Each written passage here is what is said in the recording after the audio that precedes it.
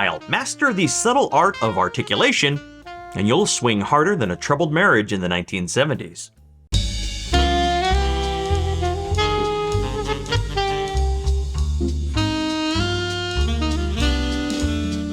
Hi, and welcome to the Saxophone Academy. I'm Dr. Wally Wallace, and if you're interested in saxophone master classes and product reviews, please do consider subscribing and hit the like button to make your do into a Doo-dat, which we'll talk about here in a second. Now today we're talking about 4 articulation and inflection concepts that are going to get you to swing harder, more like your heroes, and less like the stilted, strange triplet rhythm that maybe some of us learned early on.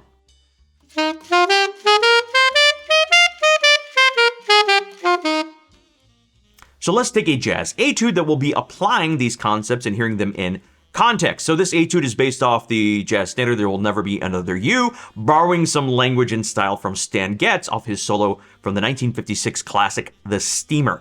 Let's take a listen.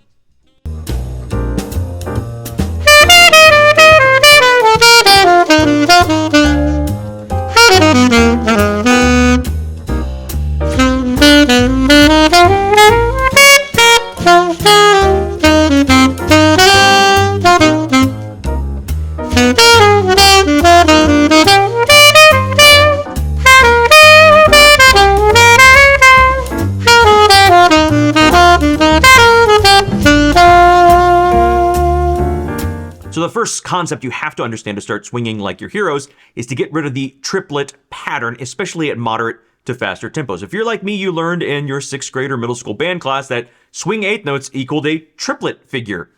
And after the 1940s, and especially at moderate and faster tempos, that's just simply not really true. It's quite an exaggeration. If you play that way, it's going to sound stilted and frankly rather silly. So it should not sound like this.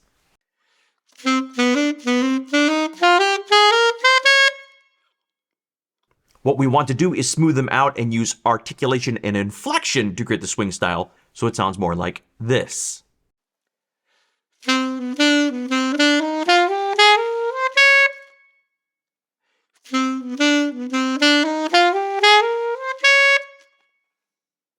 Now, to achieve that smoother swing style, we simply straighten out the 8th notes more than you might think. Especially at moderate to faster tempos, we really do play nearly a straight 8th note. It's the inflection and articulation and the accent placements that create that. So I would practice your scales with straight 8th notes and then start to tongue the offbeats or use an articulation pattern like the one in these examples. Now, before we go on, I need your help. In the comments below, let me know which album in your collection do you think swings the hardest? What is the swingingest album you have in your collection? Let me know in the comments below to help out the other Academy members and have some good recommendations for listening.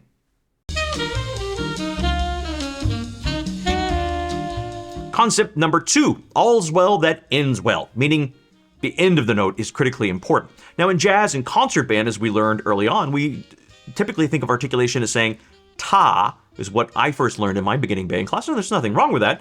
I translate it more to a da to lighten up the tongue syllable and the surface area of the tongue.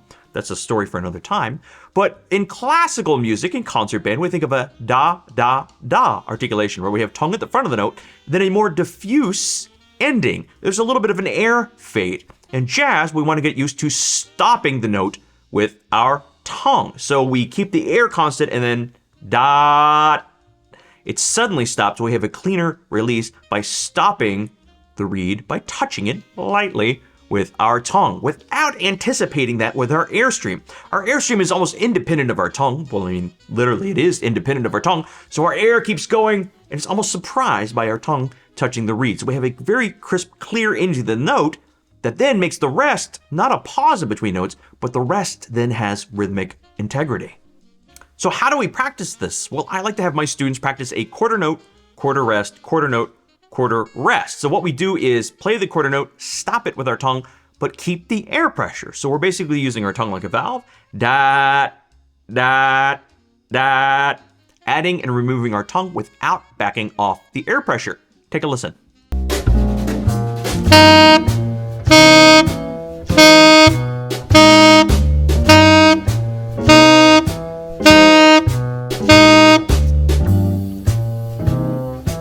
So remember, instead of the da syllable, quarter notes in jazz, in general, dat is going to be a good syllable. Instead of a da, where H, the air sound ends the note, dat ends with the T in the syllable, and it's our tongue lightly touching the reed without backing off the airstream. Next concept, multiple quarters in a row. There's a fine art to playing a series of quarter notes. Most human beings I've met that when they have multiple quarter notes in a row, they tend to rush. So here's a little trick to get you putting the right amount of space and clarity between the notes, using, instead of just dat, dat, dat, where one quarter note can bleed into the next and they rush, we put a little spacer in between with a N syllable. So instead of dat, dat, dat, we say dat and dat and dat and. Say it with me, it's kind of fun. Ready, go. Dat and dat and dat and dat and dat and dat and. Now, listen to me play it once, and you sing along, and then you play it.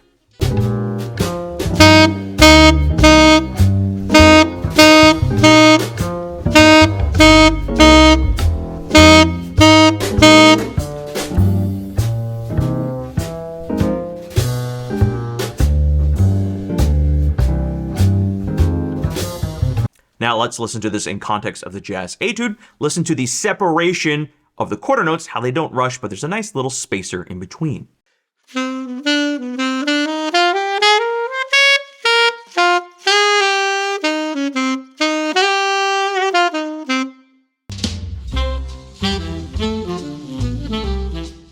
Next up is a rhythmic figure that is ubiquitous post bebop. It is 2 consecutive eighth notes, either isolated or to end a phrase. Now, all too often, if students are reading these, I will hear a hoodoo syllable. What we want is a doo-dat. Let's take a listen to how this works in context of the etude.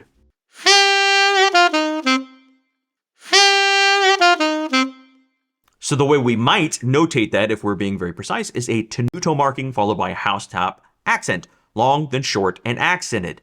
Doo-dat, doo-dat. Say it with me. Ready, and doo-dat.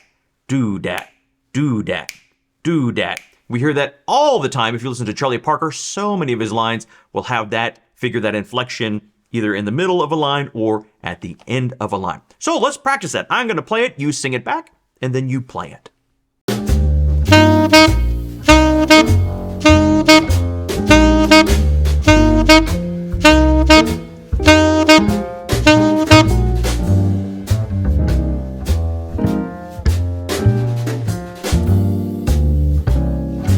So these 4 concepts will get you a long way towards sounding more like your heroes. But here's a caveat to all of this.